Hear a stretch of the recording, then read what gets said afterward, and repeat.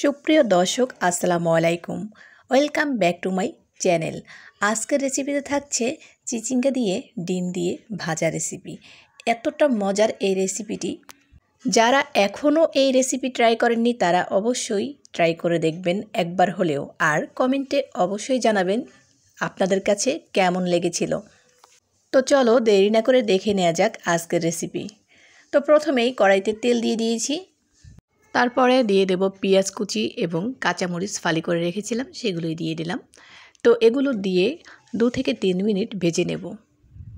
এই চিচিঙ্গা ভাজি করাটা কিন্তু অনেক সহজ এবং খেতেও অনেক মজার হয়। চিচিঙ্গা শুধু ভাজি করে না, রান্না করেও খাওয়া যায়। চিচিঙ্গা হচ্ছে একটা পানি জাতীয় তরকারি, যেটা আমাদের শরীরের জন্য অনেক উপকারী একটি তরকারি। এটা রান্না করেও যেভাবে খাওয়া যায় এবং ভাজি করেও খাওয়া যায়, বেশ মজা লাগে খেতে।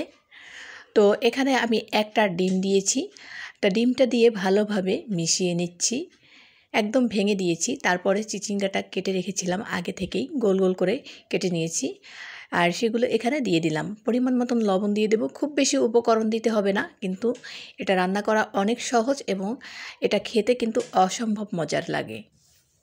একটুখানি হলুদ দিয়েছি, একদম সামান্য পরিমাণের। তো ভালোভাবে মিশিয়ে তারপরে কিছুক্ষণ ঢেকে রান্না করে নেব এটাকে।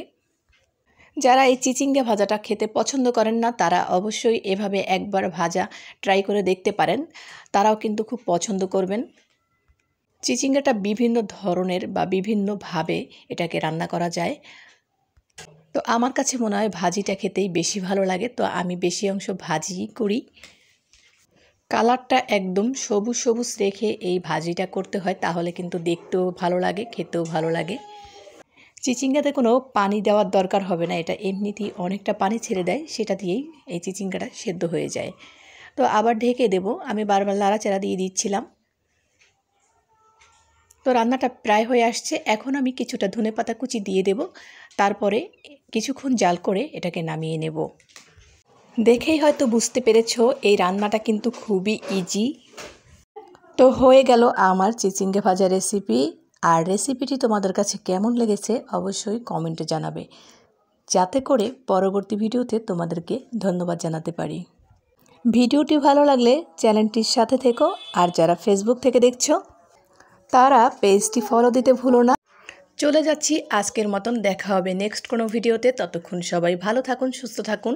আল্লাহ হাফেজ, আসসালামু আলাইকুম। Please subscribe my channel. Thank you so much for you watching my video.